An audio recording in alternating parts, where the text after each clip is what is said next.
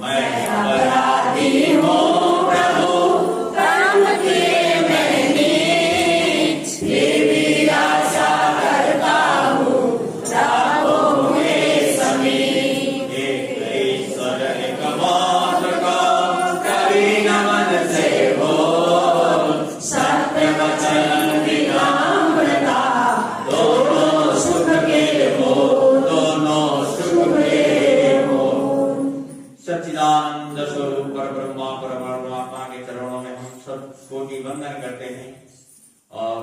गोवर्धन की सभी भक्तों को बहुत बहुत शुभकामनाएं हैं। बिनु सत्संग विवेक न हो, बिनु सत्संग विवेक न हो,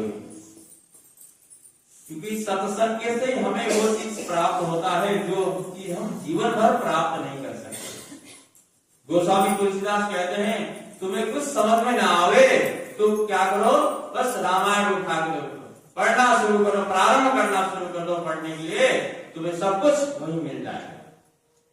क्योंकि कई बार होता है गुरु की सानिध्य में हम सत्संग में जाते हैं तो वहां क्या होता है कि हम जीवन भर 18 पुराण हम पलट के देख ले, उपपुराण पलट के देखें, वो चीज हमें प्राप्त नहीं होगी।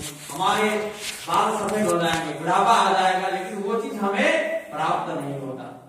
जहां सत्संग में होती है वो 2 मिनट में हो जाता है, वही जीवन के लिए कल्याण, वही हम ढूंढते रहते हैं, किताबों में पोथियों में ढूंढते रहते हैं, लेकिन जीवन बीत जाता है वो चीज प्राप्त नहीं होता।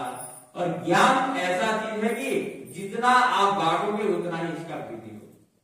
ज्ञान को बांटते रहना चाहिए हमेशा। तो आज गोवर्धन उत्सव, तो शास्त्रों में ऐसा उल्लेख है कि गिरिराज के समान कोई तीर्थ नहीं है, कलयुग के साक्षात देवता गिरिराज जी। एक समय की बात है, गर्ग संहिता में एक कथा अभी आती है इसकी। पुलस्त्य ऋषि जो है उनकी यात्रा करने की, घूमने की इच्छा हुई तो वहां अपने आश्रम से वो निकले। निकलते निकलते निकलते वो गिरिराज जी जा पहुंचे।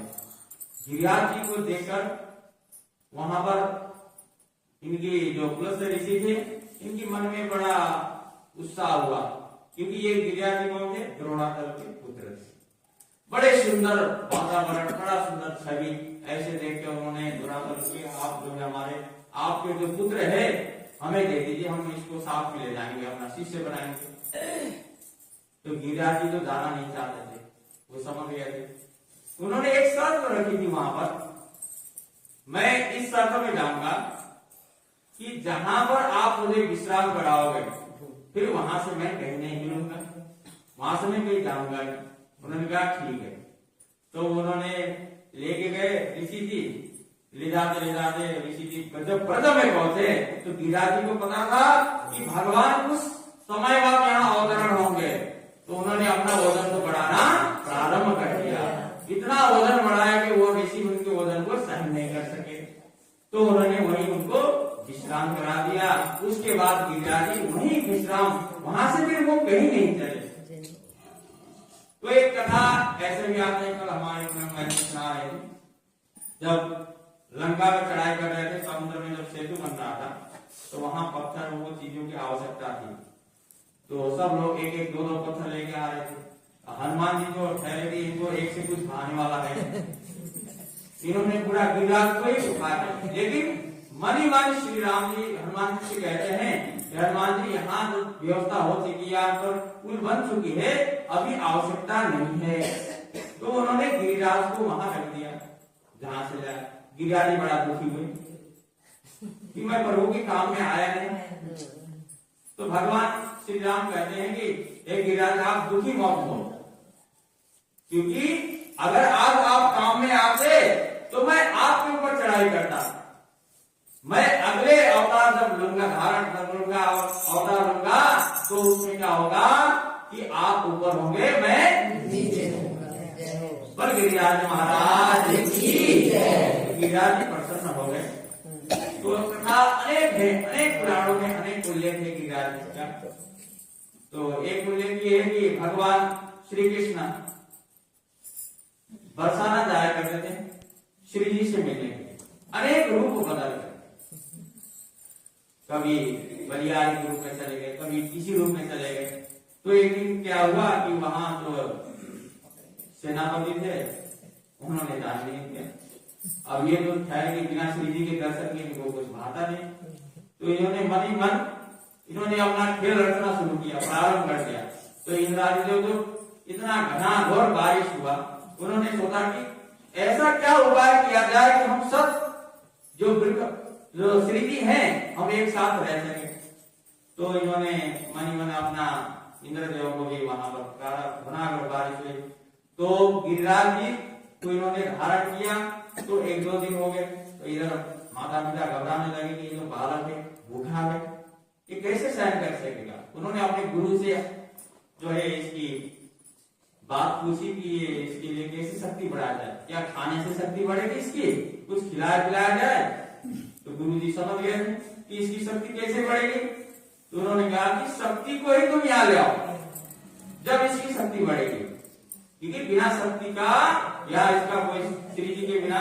तो क्या किया गया, उन्होंने श्री जी को वहां पर ले आया है। तो भगवान जो है गिरिराज जी को उठाते धारण करते हुए वो श्री जी का दर्शन करते रहे और ब्रजवासी जो है भगवान का दर्शन करते रहे। तो ऐसे उन्होंने 7 दिन तक गोवर्धन को धारण किया। तो क्या होगा कि एक दिन में 8 प्रहर होते हैं। तो इसी हिसाब से जो शास्त्रों का उल्लेख है कि 8 प्रहर भोजन की बालक को तो भूख लगती, तो 8 सते 56 प्रकार के व्यंजन। तो बाद में खुशियाली में वहां ब्रजवासियों ने इनको भोग लगाया। बोल गिरिजा महाराज की जय, वृंदावन बिहारी लाल की जय। राधा पृथु ने कहा, हे नारद जी, अब मुझे अन्नकूट तथा गोवर्धन का महात्म्य सुनाने की कृपा करें। तब नारद जी बोलते हैं, कार्तिक शुक्ल प्रतिपदा से एकम को गोवर्धन पूजा तथा अन्नकूट होता है। इस दिन पृथ्वी पर गोबर का गोवर्धन बनाकर उसका पूजन करें, फिर अन्नकूट बनाएं। गोबर भी किसका, गाय का, और नहीं चलेगा, क्योंकि गौ माता में 33 कोटि देवी देवता निवास करते हैं। और इससे जो है वैज्ञानिक राशि भी, इससे आसपास की जो भी कीटाणु है, जो भी वायरस है, वो भी सब खत्म हो जाते हैं।